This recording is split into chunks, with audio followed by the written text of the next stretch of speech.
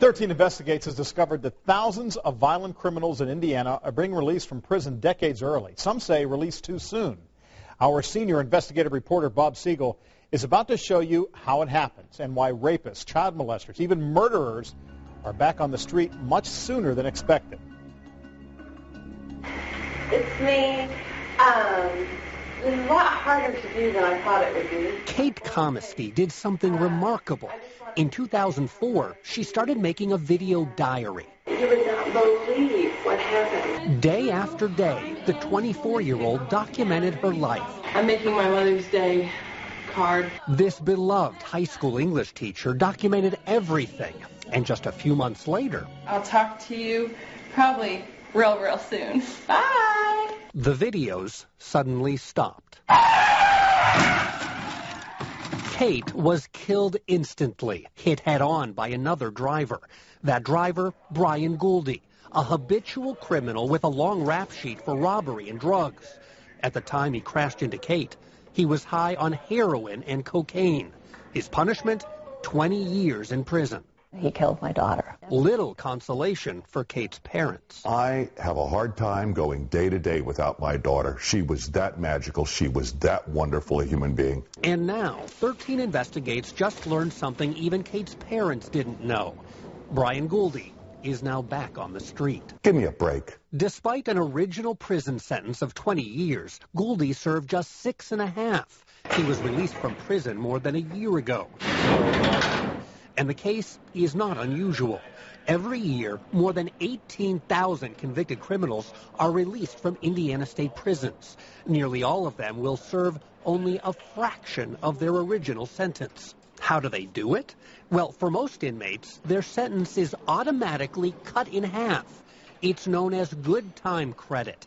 State lawmakers established it as a reward for good behavior behind bars. If they behave, then by Indiana state law, they can earn a day for a day. That means most criminals never serve more than half their sentence, as long as they behave. And if they don't behave, well, 13 Investigates has found they still get their good time credit anyway. In 2000, Sean Corbally was sentenced to 25 years for brutally raping this woman in Indianapolis. He threw me out of the car naked, and I had to run and knock on a stranger's door for help. Corbally's prison record shows he was cited 23 separate times for breaking prison rules, refusing drug tests, possessing dangerous weapons, 3 separate batteries, and conduct listed as disorderly, disruptive, and rowdy. And despite all that, he still racked up more than a decade of good time credit. 25 years for rape dissolved to just 12. And when he got out of prison a few months ago, a convicted rapist arrested again, accused of the same crime. Police say he raped again. Corbally is now accused of raping 2 more women since his early release for good behavior. I cannot justify that in any way, shape, or form. Does that look like good behavior to you? It's horrible behavior. It shows he's not reformed. It shows he's a danger to society. Senator Richard Bray is on the Senate Corrections Committee. He says cases like this are an abuse of Indiana's good time credit law and a big mistake by the Department of Correction. The Department of Corrections just fouled up, in my estimation. When it comes to getting out of prison early, good time credit is just the beginning. Convicted criminals can get a lot more time knocked off their sentences by participating in prison programs and classes. Justin Suits, for example, he was sentenced to 20 years for killing his girlfriend, Marva Ray Strasser. He strangled her to death, and at the time, the couple had a newborn baby. We figured at least 10 years was going to be spent in prison. But Marva's parents just learned Justin Suits was released from prison after just 5.5 years of his 20-year sentence. It's just unbelievable. I just feel like her life is worth more than that. Here's how he did it. Suits' prison file shows he got 10 years cut for good time credit, 2 more years for earning a business degree, 1 year for an applied science degree, 6 months for a character development program, and 6 more months for substance abuse classes. By the time you subtract all those credits and more time for work release, the convicted killer spent barely a quarter of his sentence behind bars. It's just case after case like that. He's right. 13 Investigates reviewed cases for more than 30,000 criminals recently released from Indiana prisons.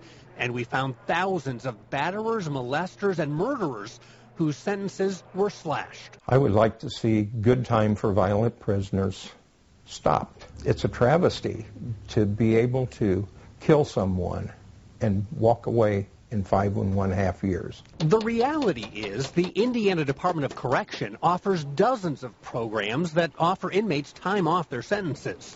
Treatment programs, educational programs, job programs, even dog training and cat rescue programs. Prison officials say they're all designed to rehabilitate criminals.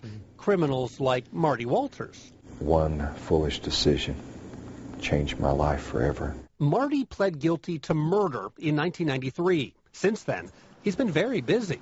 He's taken almost every class and program the prison system has to offer. Marty admits he's even taken courses he probably didn't need, like a substance abuse program, which earned him a full year off his sentence. You never had a substance abuse problem?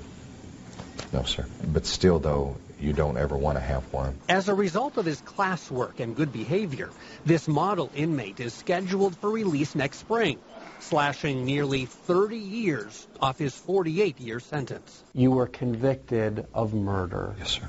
You took a life. Why should you get 30 years cut off your sentence?